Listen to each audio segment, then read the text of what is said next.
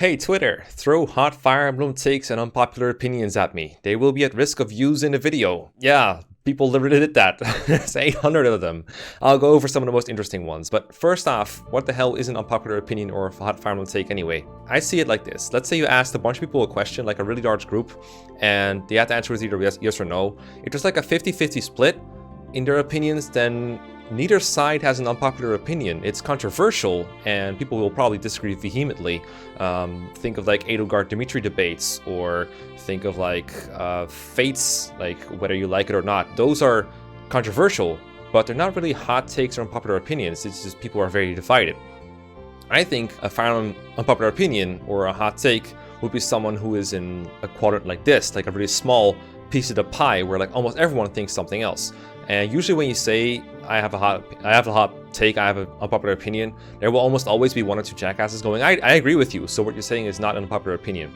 That's wrong. There's always going to be people who agree with you. It's very rare for someone to be the only person who actually think of like anything like that. But I feel like there's almost no actually unpopular opinions left in the Fire Emblem fandom, and that's part of the reason why I made this tweet, is to figure out, what are some like more unique opinions that people have. Because I feel like nowadays there is almost no taboos, if you will, in the Fire Emblem community about opinions. There's always someone who has an opinion that's like not commonly shared. Things that used to be like basically common opinion, like common knowledge, common agreements, every one of those has been broken open. Like think of things like the older Fire Emblem games had a better story. There's a bunch of people who now think they don't. There's a bunch of people who think the Fate story is good and the Awakening story is good. I'm not saying those are wrong or right. I'm just saying it's changed a whole lot. And in the same vein, there's been things like people that like S supports, people who like face petting, people who think it's a good thing. There's probably people out there who think it's a good thing that FE12 didn't get localized, stuff like that, Anyway, let's go over the most unpopular opinions that I can find. Now, just because an opinion is not actually unpopular doesn't mean we can't talk about it, because there are some interesting subjects in here that I can tackle. So let's see what we got, alright? So here's one from Marissa saying that fixed weapon ranks is better than leveling up by using weapons, because it's not just another form of grinding that doesn't really need to exist. You should have class capacity to use weapons, a personal flavor to it to boost, and then promotions to modify it. I won't read it all out because I have like 800 of these to go, or well, not 800, but you get my point. I think this is it's a fair take. It's fair. It's also really unpopular probably. So right away we found one. It's basically kind of a similar thing to like 0% growth and just relying on bases versus having actual growths. I think progress bars and leveling up things and boosting things is not the most interesting mechanic in Fire Emblem, but it's something that a lot of people like, and so it's probably around to stay, like no doubt about it. This approach that he's describing here is kind of what FE4 does, where it's like everyone has like a class, and every class comes with weapon ranks, and then you can have like Holy Blood to modify it upwards a little bit, promotions might modify it a bit.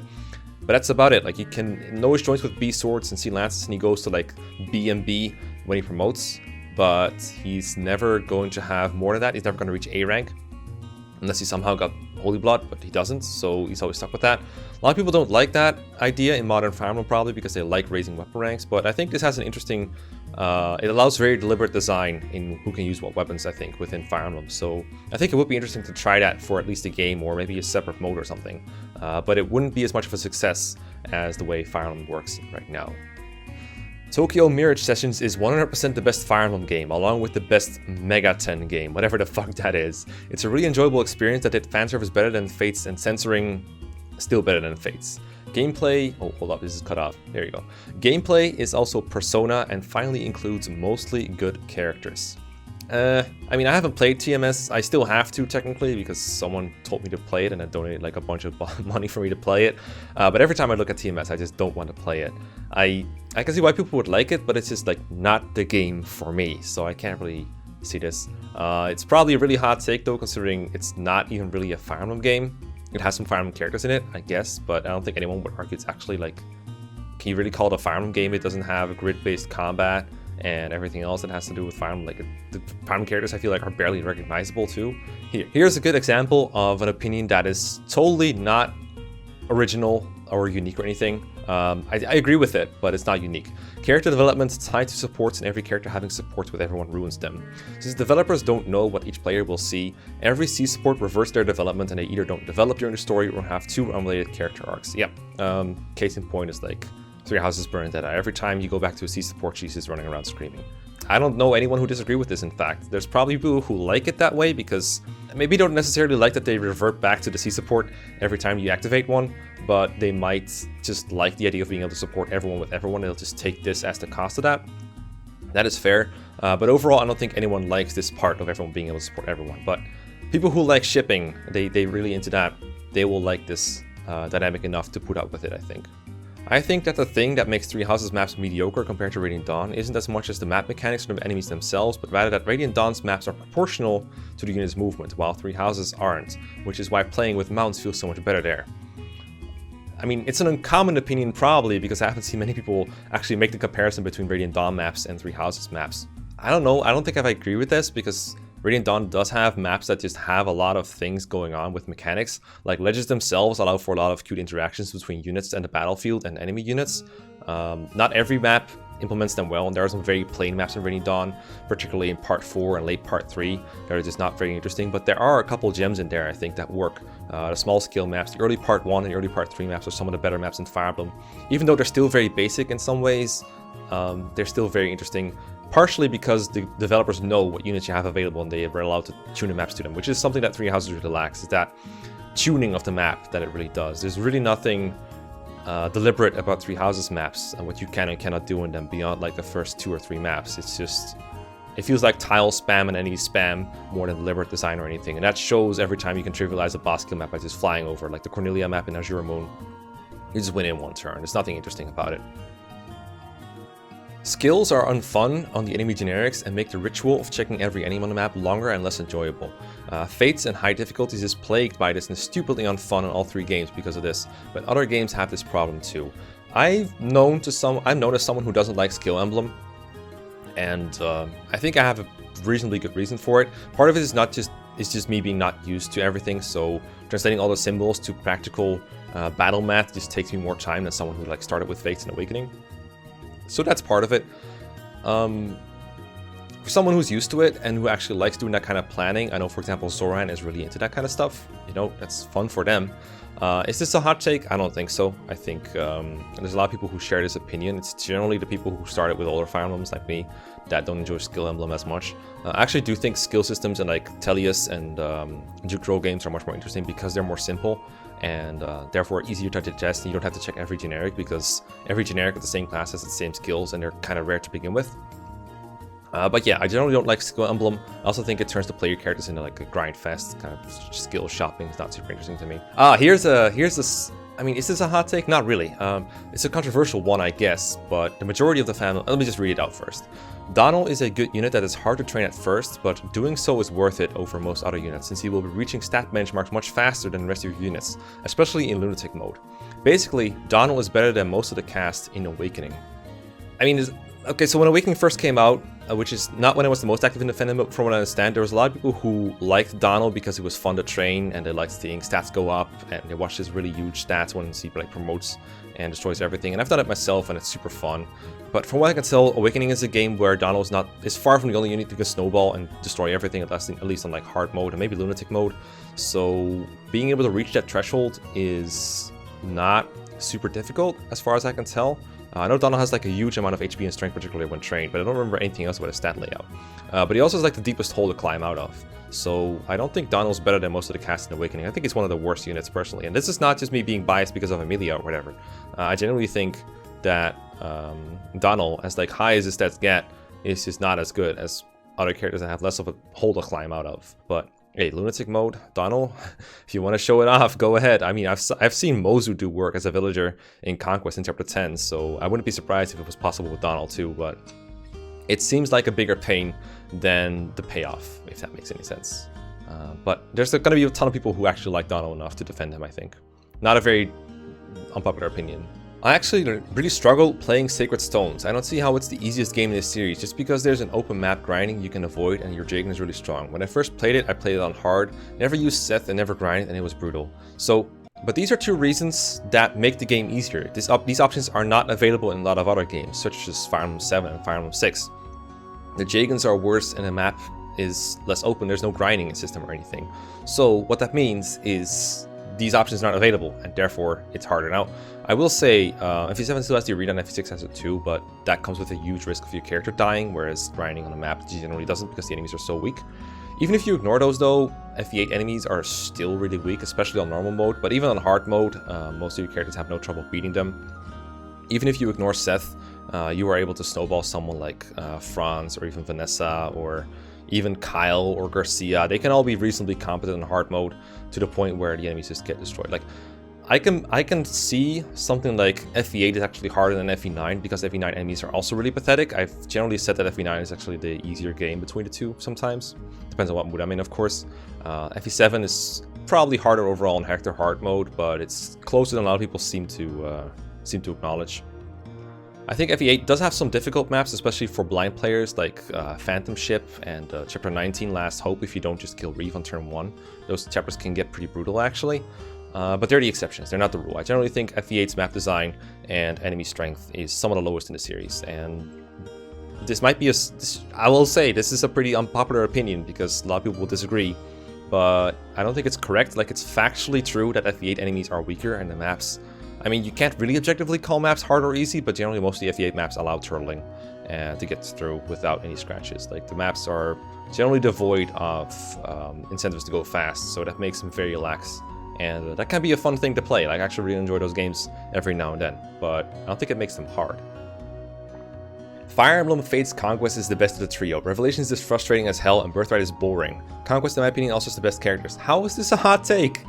How is this a hot take? A hot take would be the exact opposite. Like, most people agree with this. How is this a hot take? I don't want to manage inventory, I don't want to grind, I don't want to think about the damn weapon triangle, I just want to make chess pieces kiss. Is it unpopular? I mean, in my circles it is, because my circles don't really care about shipping or supports or anything like that. They actually want to do all this stuff like inventory management, weapon triangle, that kind of stuff. Managing that stuff is fun to them because they like the strategic aspects. That doesn't mean that you're alone. Like, I feel like a lot of people, when they say these kind of things, they're just looking for people that agree with them. They're looking for a bit of validation and looking for people to maybe talk with and form friendship with and just, you know, talk about what they like about Fire Emblem, which in this case is making chess pieces kiss, aka shipping or building supports or whatever you want to call it. That's fine. It just means that in my circles, like in my communities, these people aren't very common, but they're probably there. The weapon triangle is an essential part of the series that needs to be brought back along with the magic triangle. Why? Why is it essential that you have a rock, paper, scissors mechanic in your game that is always in the player's favor because the enemies cannot physically think about it as much as the player can? The player can make a very considered call on whether to obey the weapon triangle or go against it or something similar, whereas the enemy cannot. They only have the choices that we give them through our play. So why is that essential? Like, I get that you like the mechanic because it allows you to strategize and feel smart for choosing paper when the enemy picks rock and stuff. Like, you put a guy with a sword in range of a brigand and you put a guy with an axe in range of a soldier with a lance. But to me, it's not the most interesting part of Fire Emblem, and I don't mind it whenever it's gone. Three Houses did a thing where it puts the breaker skills in units instead. It's like, okay, you have lance breaker, so that means when you're using an axe against a sword or against a lance, then you'll have weapon triangle. But is that really that interesting? It can be part of an interesting equation, but I think it needs to be more to strategy than just winning a rock, paper, scissors battle. And the magic triangle, people generally don't really care about because, I mean, fighting enemies with high res using characters that hit on res is usually not the most effective. This depends on like the game, of course, because I feel like in a game like Blazing Blade, for example, mages can usually one-round enemy mages as long as they're strong enough. For example, Sacred Stone, same deal. Lute has absolutely no problem one-rounding enemy mages when she's been trained, for example.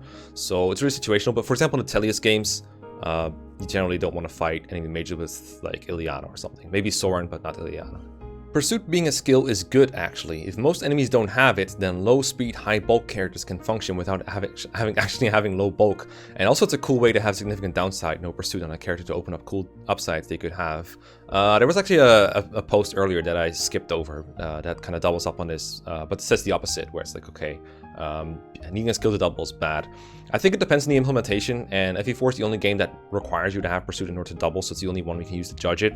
FE4 did not do a great job of balancing the characters. I feel like most of it wasn't intentional. They wanted the characters with pursuit to be generally better than those who didn't. But there's a couple of interesting characters that don't have pursuits that are balanced in other ways. There's characters that get pursuit upon promotion that have to struggle through it. Kind of S-type characters. You have like Leaf and Patty and any other thief, and anyone who promotes to Master Knight really falls in that category. So it can be a cool incentive to train a character up, is unlocking a really good, crucial skill. And then for characters that just never have pursuits, they can still be reasonably good. Like No Wish is not great, but you can still kind of work and give him the pursuit ring as an investment and give him it that way, or just use a brave sword and go for 2-hit KOs with high strength. It doesn't always work, but it can work sometimes. Lewin is a character that people love far and wide and has really good combat. Once he's been trained, he got Forseti, but he doesn't have pursuit.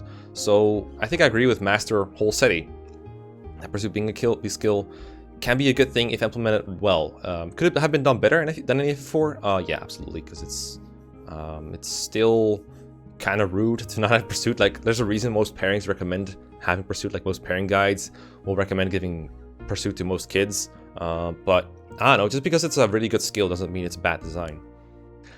Hey, this is an unpopular one. Dorothy is a great unit in FE6 and no one can change that. You get her right before chapter 7, the one with the wyverns. She can easily cut their HP in half on hard mode and lower their normal HP to a few points. Literally just chapter 1 Marcus. Okay, literally just chapter 1 Marcus. Except it's 3 enemies on the map total. He's only for 1 chapter until like way later in the game, like chapter 13 I think is when you next meet wyverns that you actually have to fight. And it's not an enemy phase, and it's Dorothy, not Marcus, so there's like 5,000 other differences between them. And it's 1 chapter, it's chapter 7. Like, I get it, it's useful in that 1 chapter. I will generally deploy at least 1 or 2 bow users in that chapter 2, but I'm not going to call her a great unit over it. But hey, good job, you made an unpopular opinion. It's just, I don't think it really holds up. Pelleas is a good unit. Yes, he joins late at a low level, but he joins into 1 army where you can train him very easily. Yeah, you can train Pelleas in 4-5, fight like 5,000 Lagoos 1 by 1, and because he can't fight him on enemy phase generally, he's gonna die in 1 or 2 hits, so he's gonna have to face him 1 at a time. Probably with like Beast Foe and then Paragon to get him going. I don't know if you can use both, if you can do that in tier 2, if you have to make him like tier 3 immediately. And then you like, so you slow yourself down to train him, and there's no real payoff, because okay, so you train Pelleas to like level 10 Darks, what is it called? A Dark Arcsage or whatever, Arcsage. Then what? Then he's an endgame, and he can maybe double generals, hopefully. I don't know if he can, depends on his speed, I guess. He has like Soren's basis, so it's gonna take him a while to get to doubling speed. And then you are in 2 endgame, and you have to kill 1 enemy that he cannot reach. Then you're in 3 endgame, and he's probably gonna die in 2 hits to red dragons. So yeah, you can like use thunder or something, but you're getting countered always, so you can kill like white dragons maybe. But they have high res, so I don't know if you can. They're in 4 endgame, and every enemy has like insane high res. He can't do anything, and then you're in 5 endgame, and he doesn't double auras. So yeah. So what's the payoff there, right? What's the payoff? If the setup is hard and the payoff is kind of worthless, then how is he a good unit? And how does it compare to units that are available all game long before that, right? I don't see him being good. But hey, good job. You have an unpopular opinion. Well done. Camilla is a great representation of fates. She's an interesting idea of a character that is hindered by the execution of said idea, as well as the need to pander to waifuism. How is this a hot take? How is this a hot take? I mean, this part right here, this is a hot take. If you stopped here, this would be a... Well, actually, it wouldn't be. There's a lot of Camilla fans, actually. I'm actually like... This would make it controversial, but this is not even controversial, and it's not a hot take. I'm sorry, it's not a hot take. I didn't like Dimitri at all until his redemption. Okay, it's just... Okay, I guess that's sort of controversial. I mean, Eliwood fans would disagree, probably. They would say, like, yeah, that's what we're saying, too. Kaga isn't a god. There's no one who unironically thinks Kaga is a god. And if they do, then they don't. There's literally no one who thinks that. Kaga being good is a meme. I like Kaga's games a lot. I love FE5, I love FE4. Slightly less, but I love FE4 as well. I love FE3, but I don't unironically worship Kaga and the ground he walks on. Most of the complaints about Conquest and FE12 high difficulties are people projecting their lack of skill onto the game, or people who just want a very lax and monotonous experience. I feel a little called out, but not really, because I've never said that these difficulties are poorly designed. There's just not a way to prefer them. Or at least that's the case for Conquest, actually. Conquest Lunatic is like that. Conquest Lunatic for me is like, I like doing little equations in Fire Emblem to figure out what I can do, and Conquest just adds like a million more equations. And the equations itself are not why I enjoy doing Fire Emblem. Why I like playing Fire Emblem is the combination of some strategy, and some characters and some moving around and some cool animations and, you know, fun gameplay. And in Conquest, most of the time I'm not playing the game, I'm just doing math and checking skills again because I just forgot and stuff like that. That's my complaint with Conquest. FE12 is the opposite. It's like very, very, very solid difficulty.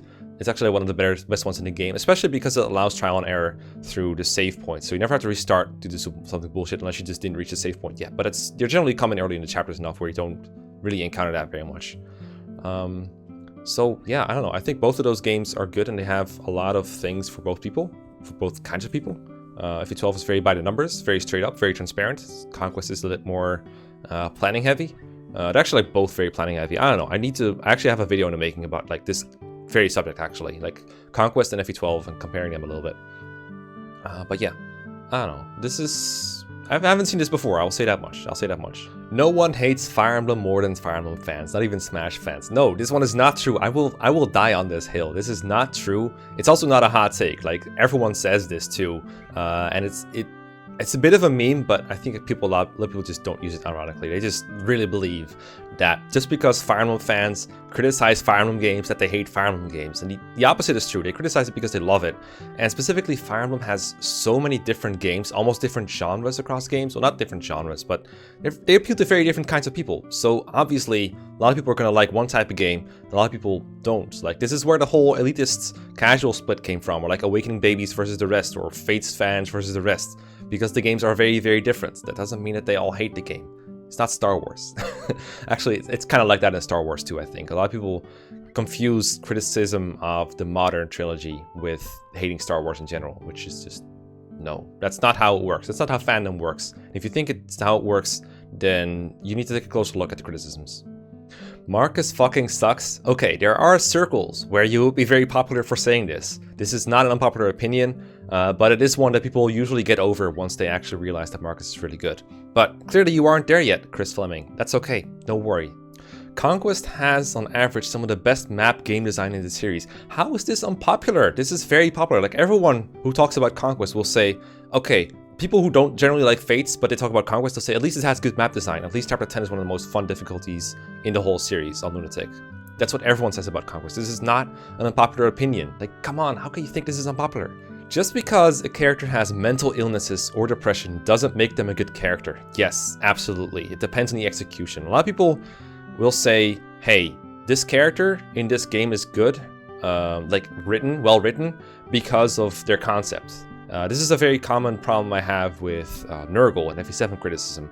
I will very elaborately lay out why I think Nurgle makes for a poorly written villain, and people will tell me that he's good in concept, but please look at the execution. It's horrible, but it just doesn't happen somehow. But yeah, I'm assuming this is referring to Edelgard, Dimitri, Marianne, maybe Bernadetta. I'm not going to say what I think about these characters right now because I think that's not the point here. The point is execution is important.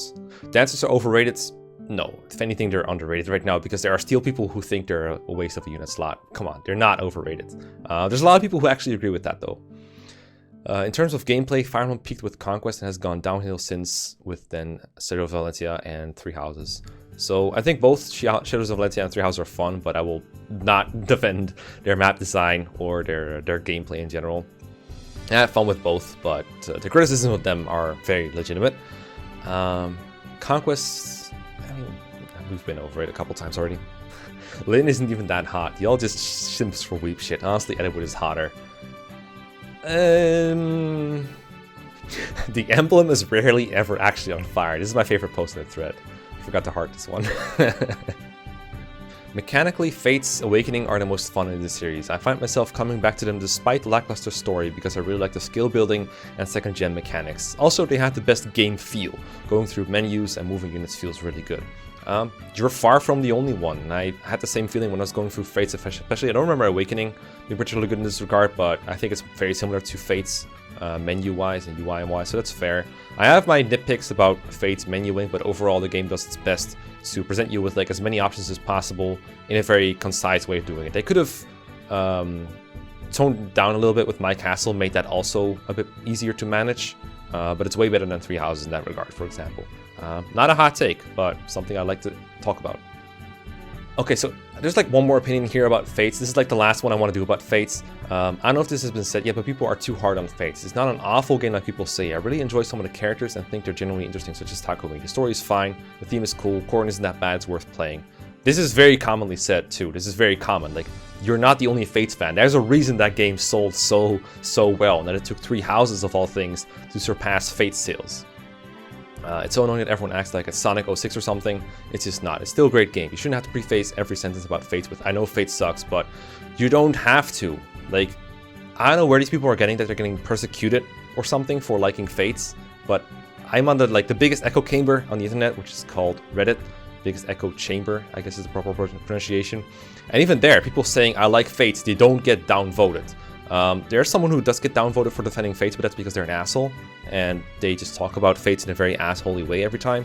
That person is now banned because they were that confrontational and annoying about it.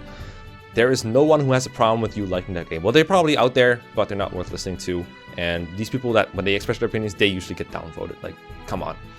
You're not the only one who likes Fates. Fates is not my favorite game, but I know it has its pros. And if anyone is being a dumbass bully over it, then whatever, dude. I think that the recent split paths in Fire Emblem hinder its storytelling. Not a hot take. If you asked anyone about this, they would say yes. The people who like that kind of thing are generally just the ones who buy the game, but they don't really discuss it as much. I feel like if anyone's expressing their opinion about the split paths in Fire Emblem, it will be along these lines. This is not an unpopular opinion. It's one I definitely agree with, though, because, you know, I'm not a hipster. This is definitely what I think, too. But the marketing potential that a split path gives is huge. It's so big. It's like picking your starter in Pokemon. It just allows people to pick an identity within a game. It's the same reason why houses in Harry Potter work so well. It's the same reason why Team Jacob and Team Bella work so well in Twilight. By working well, I don't mean that they're objectively good writing or anything. It just makes people identify with the characters a lot more, and it makes them argue about it and create like hype. So yeah. I don't think casual mode makes Fire Emblem any easier. Granted, Fire Emblem has always been about permadeath, but even if someone comes back at the end, unit is still gone for the entire map. I don't want classic mode gone though. There's nothing wrong with adding a challenge to a game after all. Okay, so this is not something, this is not the first time I'm reading this opinion, but it's wrong. It's actually like factually wrong. This person is looking at casual mode in the scope of one chapter. Yes, if you only play one chapter of a Fire Emblem game, and someone dies, they come back at the end, then it's the same thing as playing classic mode, because it doesn't matter. But not having to reset a whole chapter because of one careless slip-up at the end makes a very, very big difference. Like, let's say you're facing a boss that has like 5% crit on you with a spear, someone like Vigard or Darren, for example. They are kind of notorious for doing this, especially Vigard. He's a really big pain about that. He's like 5% crit on like Seth or Franz in draft races, for example. If I was playing casual mode, and I'm going through that whole chapter just to get crit of boss by the end, I have to replay the whole map, so I have to think of a more careful plan to approach it. I have to change my strategies to be safer in classic mode. If I'm playing casual mode, I don't care if he crits me as long as I can finish off the boss at the end. It doesn't matter. So if my dancer dies at the end of the chapter, I don't have to care at all. So casual mode does make the game a lot easier. Not within the chapter itself, but beyond that. Eliwood is not a bad lord unit-wise. I'm far from an expert, but in my opinion, he's a pretty good unit, at least on par with Hector. How is he on par with Hector, though? Oh, let's see, there's more. His promotion is really great. He gets D-Lances right away and amount. You say right away, but he promotes like chapter 26. That's pretty late, first of all. Like, everyone in FE7 besides the Lord has the opportunity to promote before that. Like, everyone, even Dart. In other words, discount Sigurd. Not to mention you can promote him sooner in Hector mode. I would say Hector's slightly better, but sometimes Eliwood can be more useful than him because he doesn't have shitty move. Well, no, because he promotes very late. And also D-Lances is not super great. You don't get Killer Lances, you just get Javelins, which are huge. Discount anything good doesn't mean that you're good. It just means you're a worse version of something that's good. But you can still be significantly worse. Like, Sigurd is not just good because swords, lances, horses is automatic S tier. It's close, it's almost there. But there's also such a thing as availability and being good for the whole game. Eliwood is more of a liability for pretty much every chapter until he promotes. Because 5 move plus sword lock is just not very good in FE7. So his stats, they could be a lot worse, but they're not great. His bases, he doesn't double at base, he doesn't 2-KO at base. So he needs kills set up for him. And the reward is a worse paladin in chapter 26, There is voices right now that are like telling me that like that voice is telling me. That sounds like I'm like schizophrenic or whatever. Voices in my head. What I mean is paladins are not that good in late game FE7. They're useful, but they are not among the best units you can have. Surprisingly, coming from me, I know. But flyers, for example, are much better. Dancers are much better. Staff utility is arguably better, especially when you have like chapters like Cog of Destiny. So what I'm saying is units like Lowen, Kent, and Sane, while they have their uses late in the game, they are not like top tier at that point anymore. They're still good units because they've been available for like the whole game and they've been able to contribute until then. And the Cavalier Paladins has just so much utility that they're still useful, but they're not super good. In other words, becoming one of them is not an automatic ticket to being good. Now imagine you're Eliwood and you've been worse all the way up until then, and then you promote and you become an inferior version of them. My point is, Eliwood is not that good even after promotion compared to his peers. There are still many units better than him. So it's not like we're talking about like Leaf promoted to Master Knight here. It's more like, imagine Seliph, but he promotes like Chapter 10 instead.